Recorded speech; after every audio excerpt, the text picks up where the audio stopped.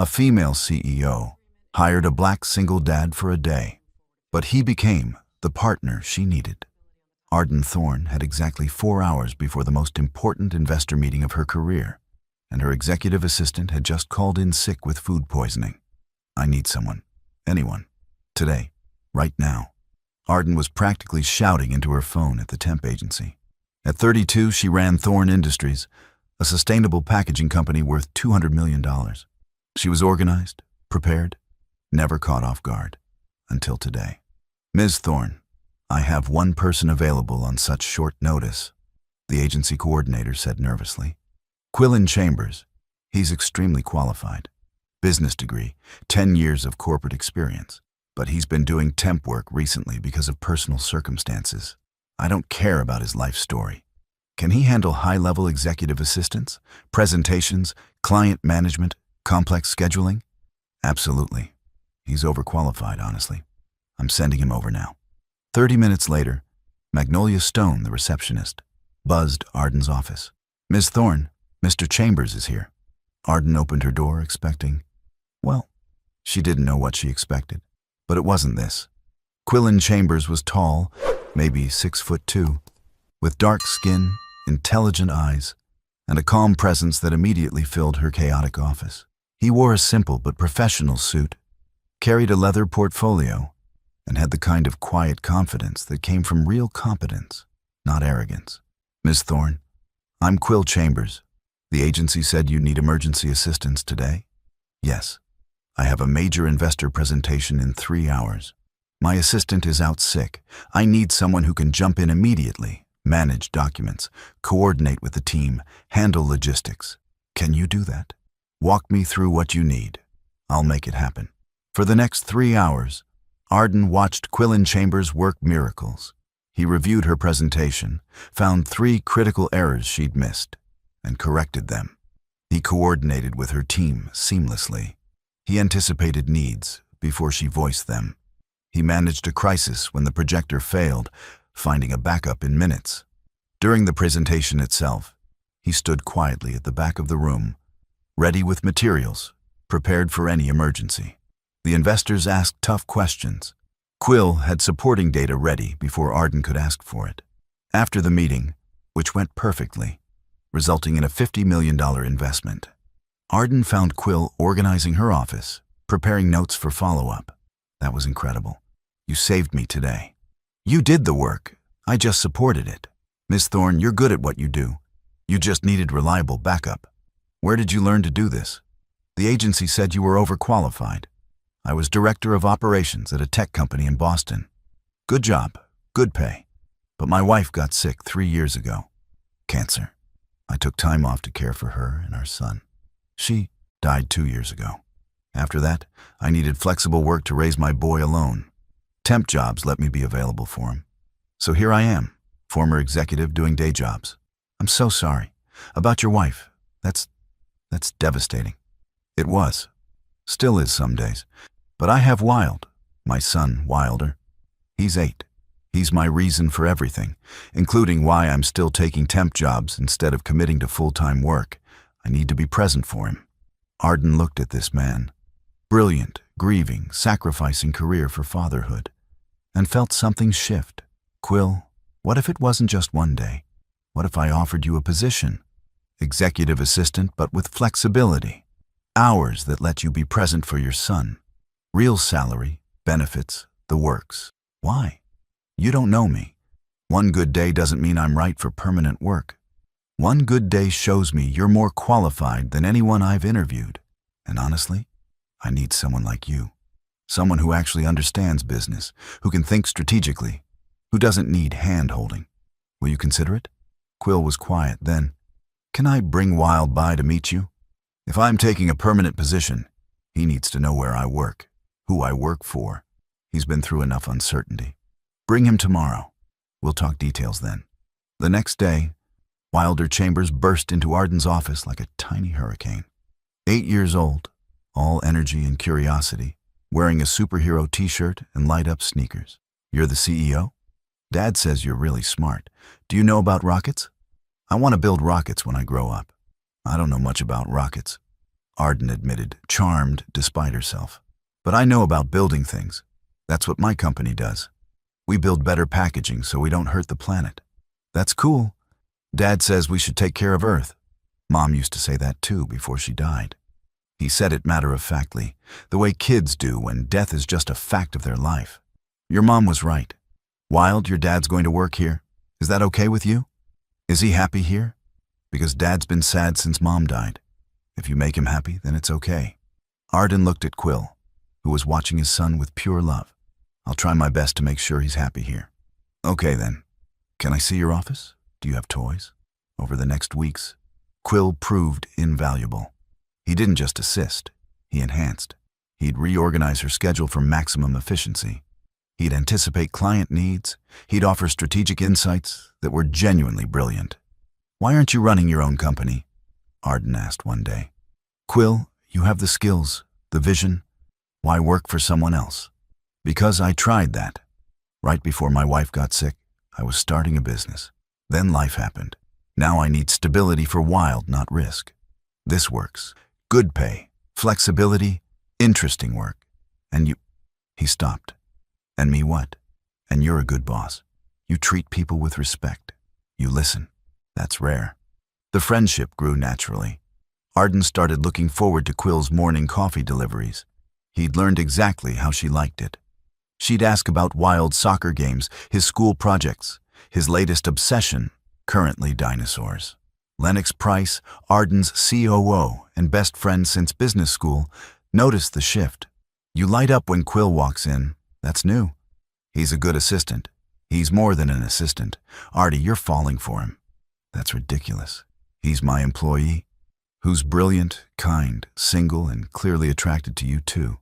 I see how he looks at you. Like you're more than the boss. Lennox, even if I were interested, which I'm not saying I am, it would be inappropriate. I'm his employer.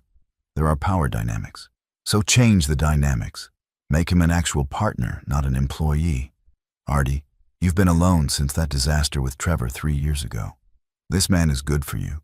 Don't sabotage it because of professional rules you can change. But Arden was scared. Not of Quill, but of what others would think. She was a white CEO. He was her black assistant. If they dated, people would make assumptions. That she was fetishizing. That he was using her for advancement. That it was inappropriate on every level. I can't risk my company's reputation, she told Dr. Sable Reed during a wellness check-in. The board is already skeptical of my leadership because I'm young and female. Dating my assistant, a black man, that would give them ammunition. So you're letting racism and sexism dictate your personal life? I'm being realistic about professional consequences. Or you're using those as excuses because you're scared. Arden, when's the last time you let yourself be vulnerable? Actually risk something for personal happiness? Not since Trevor cheated and made me look like an idiot. And you're going to let one bad relationship prevent you from pursuing something real with Quill? That's not caution, that's fear. Arden knew Sable was right, but fear was powerful. Then Wild got sick. Nothing serious, just a bad flu. But Quill was panicking when he called Arden at 2 a.m. I'm so sorry to bother you. Wild's fever is 103. His regular doctor can't see him until morning. I don't know if I should take him to the ER or... I'm sorry. You're my boss. This isn't your problem. Where do you live? I'm coming over. Arden, you don't have to... I'm coming. Text me your address. Quill's apartment in Queens was small but immaculate, filled with Wild's drawings, photos of a beautiful woman who must have been his late wife. Books everywhere. Wild was on the couch, feverish and miserable. Hey, buddy. I hear you're not feeling good. Miss Arden, what are you doing here? Your dad called me. I wanted to help. Can I check your temperature?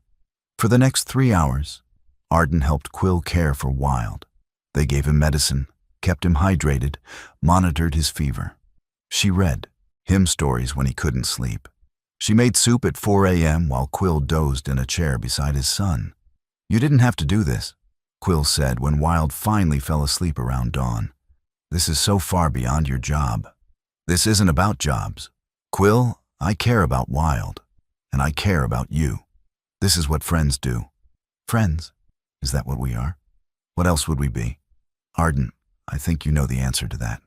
I've been trying to keep things professional, trying not to cross lines. But caring for my son together at 4 a.m., that's already crossed every line there is. I know. I'm scared, Quill, of what this means, of how people will react, of being hurt again, because Trevor cheated. Arden, I'm not Trevor. I don't play games. I've lost too much to waste time on anything that isn't real. And this, whatever this is between us, it's real. But I'm your boss, so make me something else. Partner, consultant, I don't care about the title. Arden, I'm falling for you. Have been for weeks. The way you care about Wild, the way you lead with integrity, the way you make me laugh.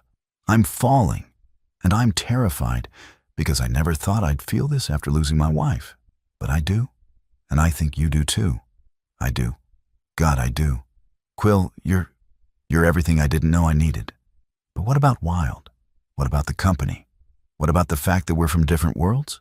Different worlds? Arden, I have a business degree from Columbia. You went to Wharton. We're both corporate professionals who happen to care about each other. The only different worlds issue is that I'm black and you're white. Is that what really worries you? People will judge. They'll say I'm slumming or you're using me. The board will use it against me. Let them. Arden, if you want this, want us, we fight for it. Together. If you don't, tell me now so I can protect my heart and my son's. But don't hide behind professional excuses. Be honest. Arden looked at Wild sleeping peacefully, at Quill's tired but hopeful eyes, at the life they could build if she was brave enough. I want this. I want you. I want to be with Wild and with you and build something real. I'm terrified, but I want it. Quill kissed her then, gentle, careful, full of promise, and Arden felt like she'd finally come home. Hello, my Stop Racism family. Thank you for tuning in today. Before we dive deeper into this beautiful love story, I want to hear from you. Where are you watching from? Drop your country and state in the comments below. Also, I'd love to know your thoughts. What did you think of the story so far? Do you believe love can truly conquer prejudice? Let us know in the comments. We love reading them. And trust me, your words motivate us to keep making these videos. Let's make this video reach at least 50 comments. Your support means the world to us, and it drives us to create even more meaningful content for you. So don't forget to comment, share, and keep spreading love. Instead of keeping Quill as an assistant, Arden made him director of strategic operations, equal partner in running the company. It solved the power dynamic issue and recognized his actual qualifications. The board won't like this, Attorney Waverly Cross warned. Promoting your whatever he is to you. They'll see it as inappropriate. He's qualified. More qualified than 3 people currently on our leadership team. This is a business decision. That coincidentally benefits the man you're dating? We weren't dating when I decided to promote him. We are now, and I'm not hiding it. Waverly, if the board has issues, they can address them directly. The board had many issues. Kingston Vale led the charge. Ms. Thorne, this is absurd. You hired a temp worker and within 2 months made him a director? And you're dating him? This looks like what, Kingston? Say it clearly. Like you're making business decisions based on personal feelings. Like you're promoting someone unqualified because you're sleeping with him. Frankly, it looks like you're going through some sort of crisis dating your black assistant, former assistant, now director of strategic operations, a role he's eminently qualified for. And Kingston, if your problem is that he's black, say that directly instead of hiding behind qualifications concerns. I'm not racist. You are. Hollis Thorne, Arden's father and board member, interjected. You've questioned every decision Arden's made involving Quill, but you never questioned when she promoted Derek, who was far less qualified. The only difference is race. Kingston, I'm calling it what it is. Racism. This is outrageous. What's outrageous, Lennox added, is that Quill has brought us 3 major clients in 2 months, streamlined our operations saving $2 million annually, and improved employee satisfaction scores by 40%. Those are facts. His race is irrelevant to his performance. Your discomfort with it is your problem, not ours. The The board voted to keep Quill in his position, but barely. The opposition was noted. The tension was real. "I'm causing you problems," Quill said after the meeting. "Maybe I should step back." "Absolutely not. You earned that position. If they can't see that, they're blind. Quill, we're doing this together or not at all." Dating while working together was complicated but wonderful. They'd have breakfast meetings that were really dates. They'd review strategy documents while holding hands under the table. They'd steal moments in her office between appointments. Wild adjusted faster than either expected. "So, you're like my dad's girlfriend? Does that mean you might be my mom someday?" "Wild, I could never replace your mom." "I know. Dad talks about Mom all the time. She was really cool. But Dad says you can love new people without forgetting old people. So maybe you could be like a bonus mom if you and Dad get married. Are you okay with that idea? Me being in your life permanently?" "Are you kidding? You're awesome. You let me help with science projects. You know about dinosaurs now, and you make Dad smile. He hasn't smiled like that since Mom died. So yeah, I'm okay with it. I want you to stay." That night, Arden told Quill about the conversation. "Your son asked if I'd be his bonus mom. Is that something you'd want? Because Arden, I need to know. Are we building toward forever, or is this just dating? I have Wild to think about. I can't have him get attached if this isn't permanent. I want permanent. Quill, I'm in love with you, with Wild, with the life we're building. I want forever. Then let's make it official, not just dating. Partners in business and life. Arden, marry me. Not because it's been long enough or because it's the next logical step. Marry me because I love you completely. Because you make me believe in happiness after loss. Because Wild needs a mother and you're perfect. Marry me." "Yes, absolutely yes. I'll marry you. I'll be Wild's bonus mom. I'll build forever with you." They married 6 months later. Small ceremony at Preacher Cypress Quinn's church in Quill's neighborhood. Intimate, diverse, full of people from both their worlds learning to blend. Garrison Pierce, Quill's late wife's father, gave a blessing that made everyone cry. "My daughter loved this man with her whole heart. Taught him what real partnership looked like. When she died, I worried he'd never find that again." Then Arden came into his life. "She doesn't replace my daughter. No one could. But she loves my son-in-law and my grandson with the same fierce loyalty my daughter had. That's all I ever wanted for them. Welcome to our family, Arden." Marlo Kane, Arden's mother, was less gracious. "Are you sure about this? Marrying him? He has a child, Arden. Complicated history. And frankly, people will talk about the race difference. Let them talk. Mom, Quill is the best person I've ever known. Wild is incredible. We're building something beautiful. If you can't support that, you're not welcome in my life. That's harsh. That's honest. I've spent my life seeking your approval. I'm done. Quill loves me unconditionally. Wild accepts me completely. That's enough. You can join us or not. Your choice." Marlo chose, eventually, to join. Slowly, uncomfortably, but she came around. Being married to your business partner was complicated. They brought work home, had trouble separating professional disagreements from personal ones, sometimes drove each other crazy. "You're being too cautious with the expansion," Arden argued one night after Wild was asleep. "You're being reckless. Expanding into 3 markets simultaneously is too much risk.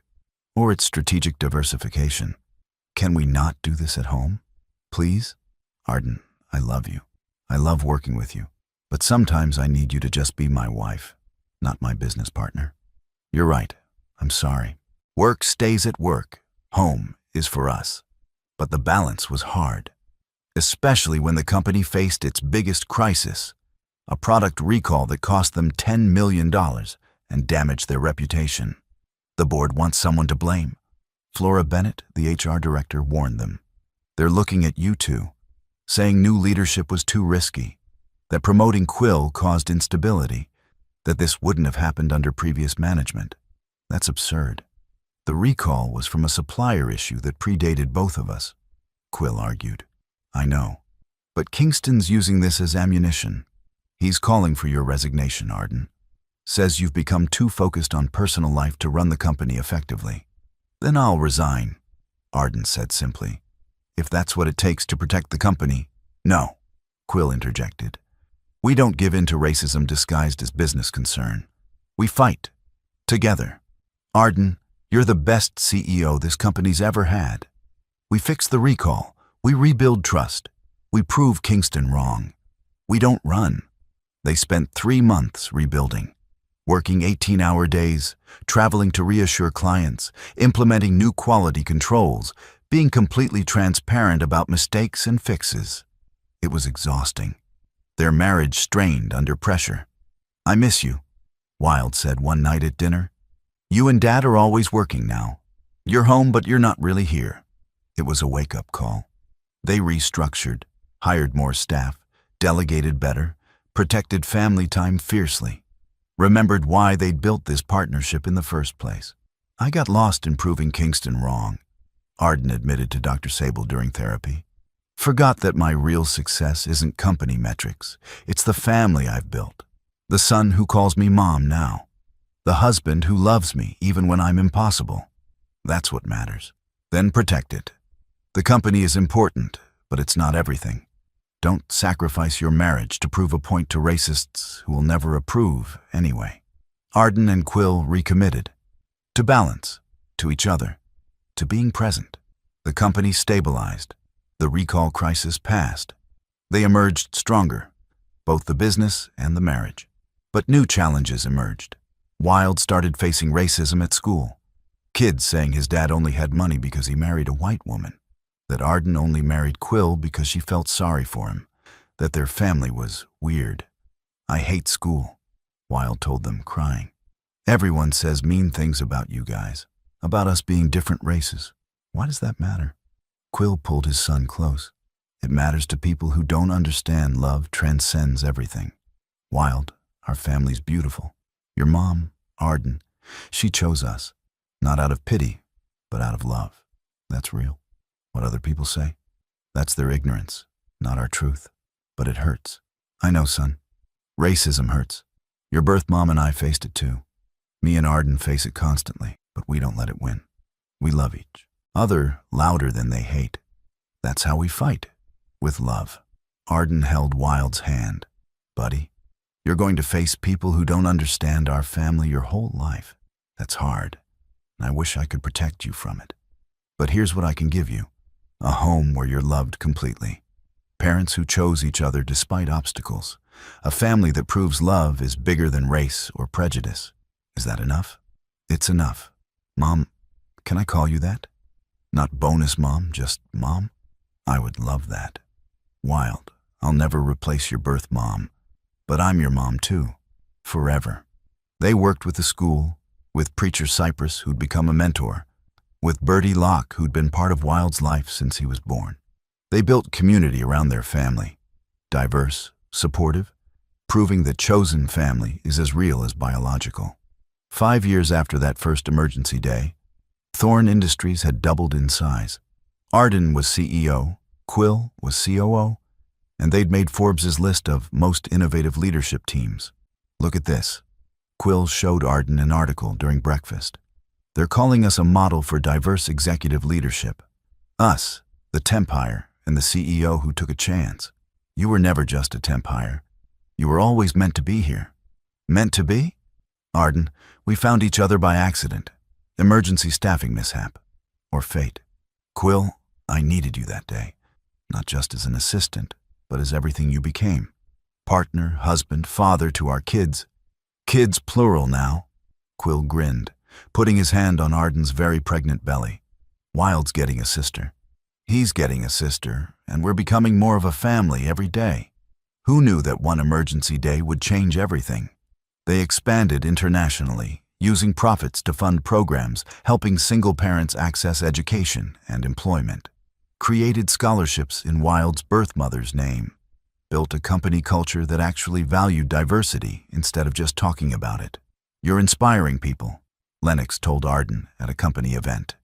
Interracial couples, single parents, people who think success means sacrificing family. You and Quill prove you can have both. It's not always easy. Nothing worthwhile is. But Artie, you're happy. Really happy. That's revolutionary in itself. Kingston Vale had resigned from the board 2 years earlier, unable to handle the company's direction.